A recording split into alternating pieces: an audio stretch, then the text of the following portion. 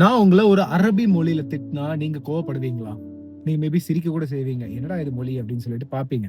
கோவம் வராது. ஏதோ ஒண்ணு சொல்றான் புரியல அப்படின்னு சொல்லி விட்டுருவீங்க. ஆனா இதே தமிழ்ல உங்கள திட்டினா உங்களுக்கு சரியான கோவம் வரும். அது எப்படி மனோஜ் உனக்கு என்ன பத்தி தெரியும்? உனக்கு என்ன பத்தி தெரியுமா? அப்படின்னு சொல்லி நீங்க சண்டை போட வரீங்க. இங்க யார் தெரியுமா ஜெயிச்சா? நான் ஜெயிச்சுட்டேன். ஏன்னா உங்களோட இயல்புல இருந்து நான் உங்கள விலக்கிட்டேன். நீங்க ஒரு பாதையில நடந்து போயிட்டு இருக்கீங்க. நீங்க சந்தோஷமா இருந்திருக்கலாம். இல்லாட்டி நீங்க ஏதோ ஒரு பாதையில போயிட்டு இருந்திருப்பீங்க. உங்கள நான் ஒரு 5 நிமிஷம் என்னோட உலகத்துக்குள்ள கொண்டு வந்து உங்கள மைண்ட் வந்து டிஸ்டர்ப் பண்ணி விட்டேன். இந்த கோட்ல பாருங்க. நீங்க ஒரு இன்சல்ட்டுக்கு ரியாக்ட் பண்ணாலோ, இல்ல புகழ்ச்சிக்கு ரியாக்ட் பண்ணா கூட, நீங்க ஒரு அடிமை ஆயிட்டீங்க. எம்.ஆர். ராதா இத ஒண்ணு சொல்லுவாரு. என்னன்னா, நெறைய பேர் வந்து அவரோட ஸ்பீச்ச கேட்கறதுக்கு வேண்டிட்டு முன்னாடியே வந்து உட்கார்ந்துருவாங்களாமா. கத்து கத்துன்னு கத்துனாங்களாம். எம்.ஆர். ராதா பேசு, பேசு, வெளிய வா, பேசு அப்படி இப்படின்னு கத்திட்டு இருந்தாராம். அந்த ஆளுங்கலாம் கத்திட்டு இருந்தாங்க. அப்போ அவருக்கு எவ்வளவு தைரியம்னு பாருங்க. அவர்கிட்ட ஒரு நாய்க்குட்டி இருந்ததாமா. அந்த நாய்க்குட்டிய முன்னாடி கொண்டு வந்தோனே, அவர் முன்னாடி வந்து அந்த நாய்க்குட்டி கொண்டு வந்து எல்லாம் பேசு பேசுன்னு கத்திட்டாங்க. அந்த நாய்க்குட்டி வந்துட்டு அமைதியா இருந்திருக்கு. கையில இருக்கிற ஒரு பிஸ்கட் எடுத்திருக்காங்க. பிஸ்கட் எடுத்தோனே அந்த நாய் வந்து வள்ளு வள்ளு வள்ளுன்னு கத்த ஆரம்பிச்சிருச்சு.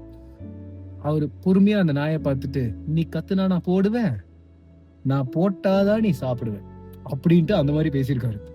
ஒரு இடத்துல இருந்து பார்க்கும்போது அகங்காரத்தோட உச்சகட்டத்துல நீங்க பார்க்கலாம். ஆனா மனுஷன் அச்சீவ் பண்ணிட்டாரு.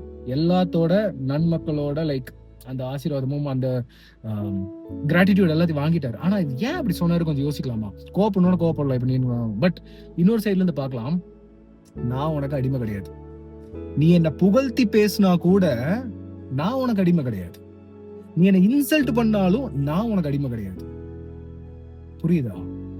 நம்ம டக்குன்னு ஒருத்தவங்களை வந்து அப்படி கேரக்டர் அசாசினேட் பண்ணுவோம். இவர் பாரு இப்படி பிஹேவ் பண்ணிட்டாரு அப்படின்ட்டு. பட் அதுல இருக்கிற ஒரு ஆள் கருத்தை பார்க்கும்போது, நீ என்ன புகழ்ந்தாலும் சரி, புகழானாலும் சரி, நான் என்னுடைய பாதையில நடந்து போயிட்டு இருக்கேன் அப்படிங்கறது சொல்றதுக்கு ஒரு தனித்துவம் தேவை.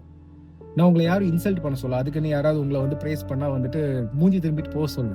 பட் அண்டர்ஸ்டாண்ட், அவங்க சொன்னாலும் சரி, சொல்லலனாலும் சரி, எனக்கு லைக் வந்தாலும் சரி, 1 மில்லியன் சப்ஸ்கிரைபர்ஸ் வந்தாலும் சரி, என்னோட வேலையை நான் செஞ்சுக்கிட்டே இருக்கணும்.